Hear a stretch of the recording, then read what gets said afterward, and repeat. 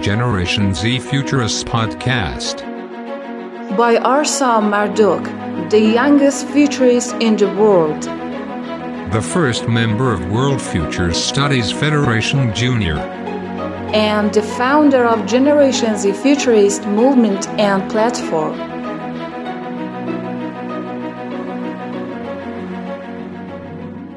Hi everybody, I am Arsam and this is the second episode of Gen Z Futurists Podcast. Today, in the first part of the podcast, I want to talk about Teach the Future organization, which they teach students in schools about futurist thinking. In the second part of the podcast, I will talk to Dr. Peter Bishop, the founder of Teach the Future. So stay with me.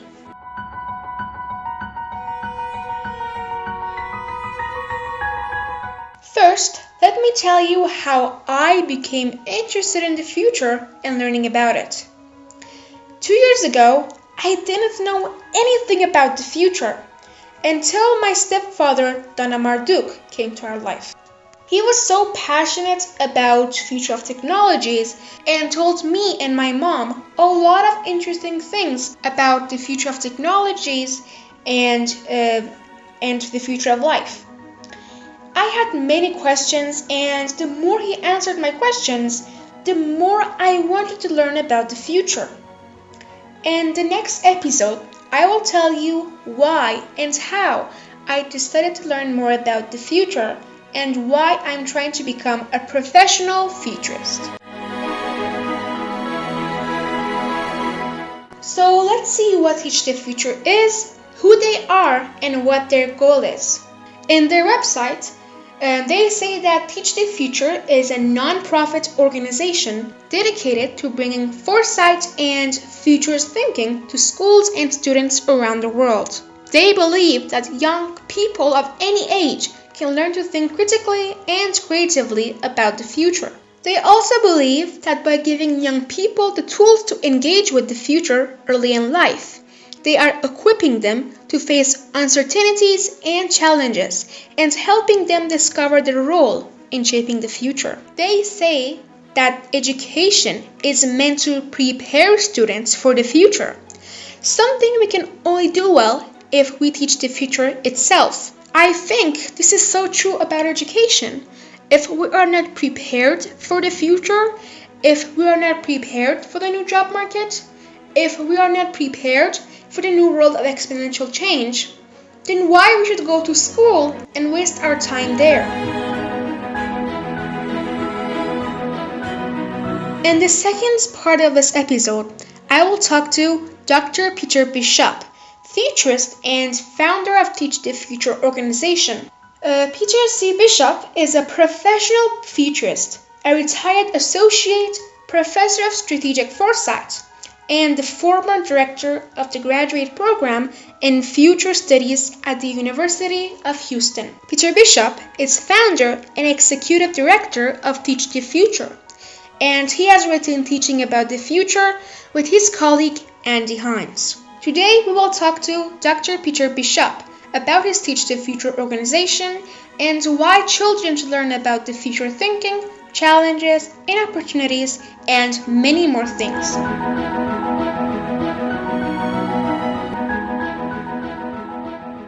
Hello, Dr. Peter Bishop. I'm very excited to have you on Gen Z Futurist Podcast. Welcome. Hello, Arsam. Glad to be here. So, Peter, please tell us, when was the first time you heard about future studies?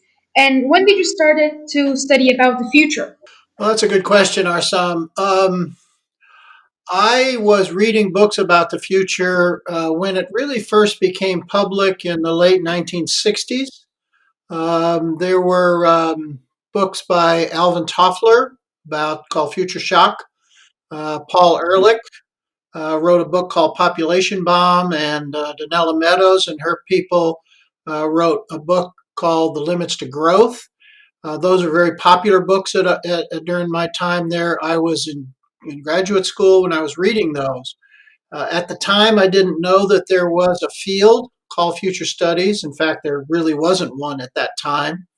But early in the 1970s, without my knowledge, Jim Dater started the Hawaii uh, Center for Futures Research at the University of Hawaii. And then I moved to teach statistics at the University of Houston. And they had already established a degree program in future studies. So I realized that there was a degree about this field in actually February of 1976 when I was interviewing the dean for that job in Houston. Okay, that's very interesting. So, how old were you when you became a futurist? Oh, now, now you're asking very intimate questions here. 1976, I would have been 32 years old. Okay. So, what is Teach the Future, and how and when did you start it? Um, Teach the Future is a nonprofit organization that I established after I retired from the University of Houston. Its purpose is to encourage and support educators who want to include futures thinking in their classes and schools. A colleague of mine and I started talking to teachers, and we did a summer camp when she was on the faculty at the University of Houston, kind of between 2009 and 2011. We did some workshops together, and kind of that was really the first official start, but there was no organization at that time. She went back to Ohio and continued teaching economics, and so that kind of went away for a while. And then I started doing a little bit when I retired in 2013, but I really started the company in 2015, January of 2015. So the company is about 5 years old. That's awesome. And so, your focus is on teaching teachers so that they can prepare students to learn about futures. Am I correct? Exactly. That's a very good way of putting it. Yes. And so let's talk about MTP a little, or massive transformative purpose. And as you might know, Gen Z futurists' MTP is to disrupt the education system and teach 1 billion children from Generation Z about future studies and help them to become great leaders for their countries. And I would like to know, what is the Teach the Futures MTP or long term vision? Well, it's very similar. It's not focused on Gen Z, though that's part of the target audience for Teach the Future. But it's to include all of the all futures in all of the schools around the world as an obvious part of their curriculum, which is pretty massive and it's pretty transformative, we believe. And so we have a very similar Mhm. MTP as you do. Yes, Okay, so I exactly. guess we're on the same page, kind of. So you have written an amazing playbook for children called Futures Thinking, which teachers can play the games at schools and teach students about futures. But what is interesting for me is to know about the feedback you get from teachers and students when they learn about futures, especially based on your book. So please share with us the most important experiences you had during these Well, I wish years first of all, and teach the I future. wish I had more feedback, and I wish people were using the book more. It's been received pretty well. People think it's an excellent approach to the future, and those people that have purchased it have used it. It has not gotten into classrooms very much yet. I think not because the book itself is not useful. I think it is very useful, but that teachers don't believe that they know how to teach the future, and so they're reluctant to use it. It's not something that they have been trained to do, and they obviously, and as professionals, they want to be able to do a good job with whatever they do. And yet they don't know how to teach the future. So just picking up the Futures Thinking playbook is not really sufficient for most teachers because they don't have the background to actually fill in and explain and teach the whole process. So we do not have a lot of feedback. Those students that have used it and teachers that have used it, we usually get very excellent feedback that it really does help them think about important questions, to do research on trends, and to use their imagination in coming up with alternative futures and scenarios. So the feedback we've gotten, though limited, has been excellent. Good. And well, I myself have read the book, and I think it's very interesting and amazing, and has a lot of important information. And I hope that this book goes to other schools, so other children can learn about this. And unfortunately, there are hundreds of universities and institutions and centers only for adults, and these have been out there for decades and even maybe more. But except your Teach the Future, I haven't seen a professional center that focuses on teaching children about futures thinking. And what is the reason, and why do you think we should teach children about futures? Well, let me start with the second question first. Uh, there is a fair amount of education going on in the world today about the future for adults. As you mentioned, we do have universities that are teaching this. There are perhaps maybe between 5 and 10 graduate degrees, which you could call degrees in future studies around the world. We have about the same number of organized, what we call certificate or continuing education courses for adults, people who are in jobs now and who will want to learn how to do scenario development and strategic planning.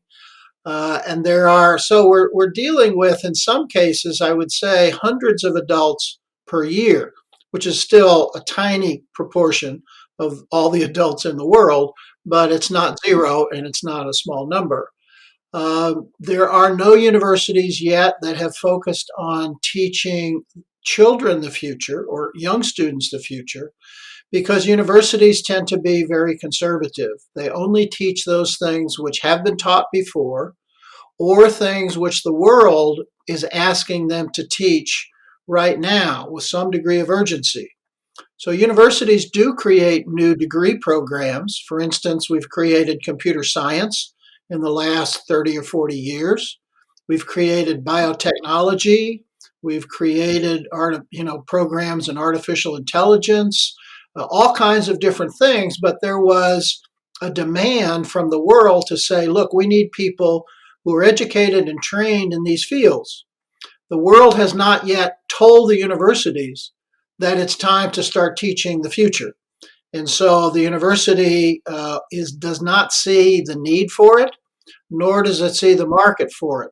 So we don't have a university yet that is focused on teaching future to all of its students, and certainly, most importantly, to teach the teachers while they are in school to teach the future when they get into schools. Now, let me back up. There are two exceptions to what I just said. There is a university in Taipei, Taiwan, Tamkang University. It's a private university owned by and founded by a very important person in Taiwan. And he has required every student in that university, some thousands of students, to take a futures course. That's wonderful. And I'm glad he's done that. We also have a colleague in the Netherlands, in Holland, who has run workshops for teachers to learn how to teach the future. I don't know that those workshops are part of their required curriculum in that area, but there is one university in the Netherlands who's doing that. We have some universities that have required courses, not degrees, but a course. Notre Dame University in the United States is a very famous university, excellent university, and every student in the business school there is required to take a foresight course during their third or 4 years. So those are the kinds of places that are using the future and teaching the future on a regular basis, but there are very few of those around the world. Yeah, and that's why we need more organizations like Teach the Future and Gen Z Futurists movement and platform to have more people to learn about future studies and also kids. But why do you think? Why do they think there is no market for futurists? Because we really need many in business. Well, there is a market for people to deal with the future, but the way they deal with it is the way we dealt with it in the 20th century, not in the 21st century. We believe that the rate of change has increased, which and that therefore the frequency of disruptions, indeed like the current coronavirus crisis, are becoming more frequent and more important with larger consequences. And so we need to change our approach to the future. So they're still teaching the future as though it were a continuation of the past through the present into the future.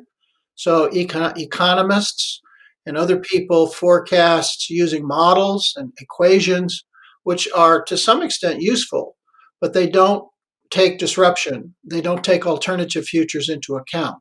The university has not yet realized that it needs to change its way of teaching about the future to conform to the needs of the world of this century versus the world of the last century. Okay, since you already started to talk about the coronavirus, let's talk about the effects of the coronavirus on the education system. But before that, I would want to know, what do you feel like living in the worst scenario that futurists have ever written about a pandemic? And because of the COVID-19, most of the world is in lockdown for about a month or maybe even more in some places. And for me, it's like a sci-fi movie, or like the movie Contagion that I watched a few days ago. And I feel like we all are living in that kind of movie. There have been movies and books about the outbreak of this kind of a virus. A very famous book that was written, I think, in the 1980s was called The Andromeda Strain by Michael Crichton. It was really a landmark book about that. A movie came out called Outbreak, starring Dustin Hoffman, and it was very similar to this scenario. Those were actually, if I remember correctly, much more devastating than this virus has been so far. This virus has disrupted the world's economy. It's disrupted people's individual lives, obviously disrupted schools and businesses. But the amount of people who have actually suffered, and certainly those that have died from this virus, is considerably less, and we expect it to be less, than, say, the influenza that ran around the world in 1918 and 1919. Tens of millions of people died of that virus, and we don't expect it to be that serious this time. So we certainly hope not. So it's not the worst that we've experienced, though it is in our lives the worst, perhaps. It's not the worst that has been true in history, and it's not the worst as it's been depicted in fiction, of literature, of novels, and movies that way. But it is serious nevertheless. So we are in a scenario that we talked about in general, but nobody really took it seriously enough to do perhaps the level of preparation that was necessary to be able to combat this virus. So we are struggling to catch up. We're not probably not as ready as we could have been had we taken those books, those movies, and indeed what futurists talked about pandemics and have been talking about for decades. We've not taken that seriously enough to be as well prepared as we could be. Well, I hope that this virus goes away quickly as possible, and we can find a vaccine and or a cure for this disease. And I hope that it will not get worse. But how long do you think this virus will continue? Well, I'm a futurist, Arsam, so I'm going to give you alternative scenarios. Um, there are places in the world that were hit very strongly, China, for instance, and it contained the people in that particular city very severely, and they stamped out most of the virus or kept it from spreading throughout the country very aggressively. So that's one scenario, is that we work very hard to confine people who are infected either in a city or in their own homes or in hospitals, and therefore they're not capable of transmitting it to another group. So if that happens, then the number of infections will presumably go down, as will the hospitalizations, as will the deaths. There is an alternative scenario, of course, is that that's not permanent. So some people are talking about a second wave of the virus. If after the summer there are a lot of people who are not immune and who are still susceptible, it's called, open to the virus, and we don't have measures to protect those people in the many months ahead before a vaccine is created, then we could have another wave of this virus in the fall. The vaccine is expected, let's say, within a year or so, which is spring of next year. If that vaccine works, then everybody gets vaccinated the way we do for the normal influenza, and the incidence of this disease becomes just like the normal flu, which it is there. Some people get it, but very few people die from it. Or if the vaccine does not work, and we're in a continual state of getting infected and having people go to the hospital. So we have multiple scenarios. I'm not a public health person. I'm not an epidemiologist. And even those professions have disagreements, which they should, because it's uncertain. This is what we do as futurists. We don't put the uncertainty away and say, oh, well, it's all going to be over by May 1st, or it's all going to be over by the summer, or it's all going to be over by this time next year. We don't know that. And so we leave these scenarios. We don't answer the question that you asked. Here's when I think it's going to be.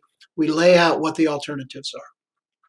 So I hope that the government and people get prepared for the worst scenario, because anything is possible. Even the things that people think is impossible is possible. Anything can happen. So because of the virus, now many kids are learning online. And what do you think are the pros and cons of online learning? And do you think one day the whole education system will go online, or no? Well, again, I'm a futurist. I will give you alternatives or some degree of what this is. Um, First of all, one assumption is that there is no substitute for face to face communication. That's the way we communicate in our species as humans. It is we have not only our voice, but our image in front of people. We can make gestures. We can show facial expressions. We can communicate with body language. There are psychologists and communication experts who claim that we communicate mostly not through words, but through appearance and language and intonations and things like that. So online learning, even if you have video, is restricted. It's like talking through a telephone, which is not very good. You can hear what people say, but the tone of their voice and all kinds of other things get mixed up.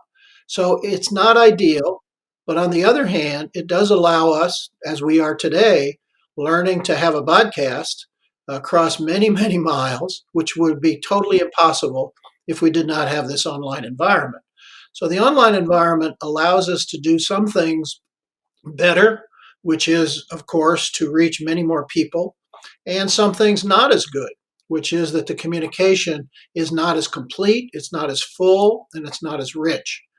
One of the things we did at the University of Houston in the early 2000s, about 15 years ago, realizing that we had a program, a degree, which many, many people in the world would like to learn from and would like to take the degree, but they could not come to Houston because they had family and they had jobs and things like that.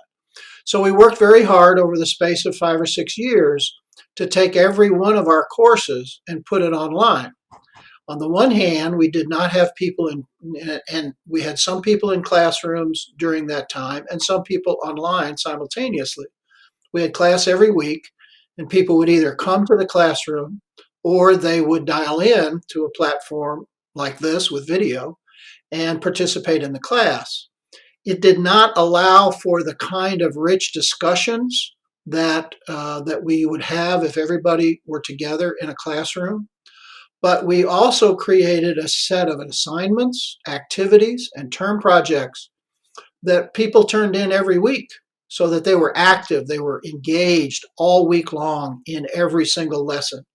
And in that sense, I actually knew a lot more about what people were doing in their homework, in their activities, than I did when it was in a regular class where we only had one or two tests and one or two papers every semester.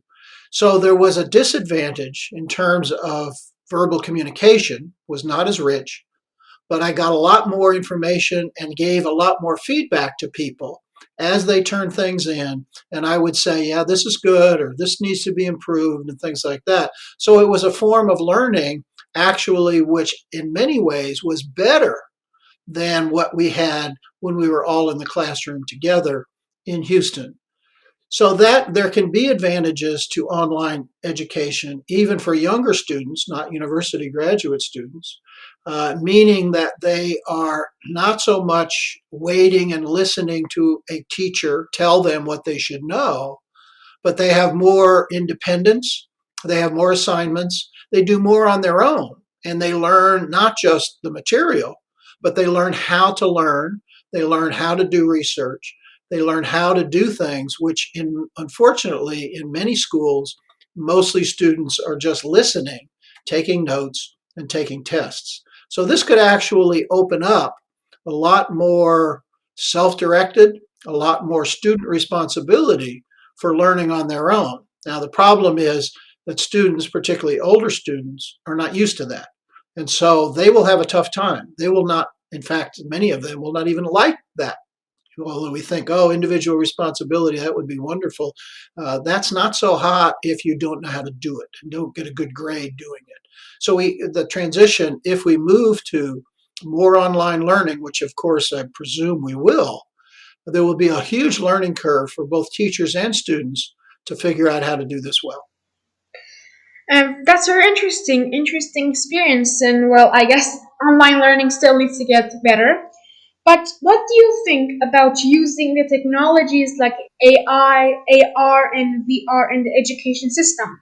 Do you think they will help to learn better and faster, or no? There are two answers to that question. One is that it takes a human intervention to learn anything that's complicated, anything that's deep. You don't learn philosophy or how to be a good business person or how to be a good engineer simply by doing problems and writing papers, reading books, and getting grades. You have to be in interaction with a person. Now, then interaction can be face to face in the traditional classroom. It can be online, as we are doing here, it can be with video, and all of those. So, those are all helpful. When it comes to learning what we might call the basics of math, the basics of science, the basics of history, there is an argument to be made that an AI that reads through and knows and analyzes millions and millions of student responses to a particular lesson can come up with an algorithm that gives the student guidance. Well, that was good, but you need to do more work on this, or you need to review this piece. I think the more basic the information is, that the AI, when we get them developed, could actually be a help and in some ways do better than an individual teacher in teaching those basics. When you get into more complex skills, however, I doubt that an AI is going to be able to do as well because that requires much more customization. On the other hand, we have yet to really factor in very advanced AIs. So they could take over, they've taken over already a lot of tasks that we believe humans had to do. They don't do that, and the humans do not have to do those anymore. And so the AI, we don't know what the top level is. When does it level off? When does it reach its limit of capability, which almost every technology does and will eventually? That's a long way off, so we don't know the answer to how much it will influence the educational delivery of learning in schools in the future. Awesome. So, interesting thing to know about is that according to Rick Roswell, if we reach a singularity in 2029, then our brain can be connected to AI So at least we do not need to memorize anything, and our brain will have access to all the information. And what do you think about this? Well, Dr. Kurzweil is a very advanced futurist, a very well-known futurist, and his forecasts, his descriptions of the future are very ambitious. They tend to place great deal of faith and trust in our ability to create technologies to do exactly what you're talking about. Secondly, however, I don't think it's necessary that we have AI connected to our brains, although that would be quicker. We now have a form of augmented reality in our hands, in our cell phones, and in our computers, so that we are actually simulating what it would look like if we connected the phone to the brain. Well, the phone is connected to the brain through our eyes and through our reading and through our knowing. So that's just a different channel. I don't think that fundamentally changes the fact that, yes, we have most of the information we need, the data we need, the information online. What we don't have online is what to do with it, what the skills are that we need to develop to be able to use that information for our purposes and to make the world better. That I don't think is necessarily going to be on the cell phone, on the smartphone, or connected to our brains. We're still going to have to develop the skills to use that information for purpose. Okay, interesting answer. So, Peter, thank you very much for answering my questions. And if there's anything you would like to add or have any advice for Gen Z futurists, please share with us. Well, this is an opportunity for us to think big, to think about things which have been around for a very long time, which might not stay around after the virus is over. I think the fact that most teachers and students are being forced into an online environment will not mean that everybody stays online forever, but we might have more of a blend of what is valuable for online learning and what is valuable for face-to-face learning, which could transform education. Because if we are just going to teach in a face-to-face manner, it's good, but it's also limited. So now we're opening up the possibilities for a lot more effectiveness, really, by using both face-to-face when it's appropriate and online when it's appropriate. So it's been my pleasure, Arsam, to be with you, and I look forward to your future and the future of the Gen Z movement. It's been a pleasure for me too. And please tell us, where can we find more about you? Okay, our website is www.teachthefuture.org, and I would be happy to respond. There's a chance to put comments in there. And my email is peter@teachthefuture.org. I'd be happy to respond to anyone who has questions or comments about this podcast there as well. So it's been a pleasure to be with you, Arsam. Thank you very much. Thank you very much. Thank you for your time, Peter. Thank you for listening to Gen Z Futurists podcast. You can find more about us on Facebook, Instagram, YouTube, and Twitter if you just Google Gen Z Futurists. Please go to our website, genzfuturists.com, and send me any questions you have by voicemail and let me know what topic do you want me to talk about and which futurist do you like to be in my podcast. Best futures for all, and let the dreams come true.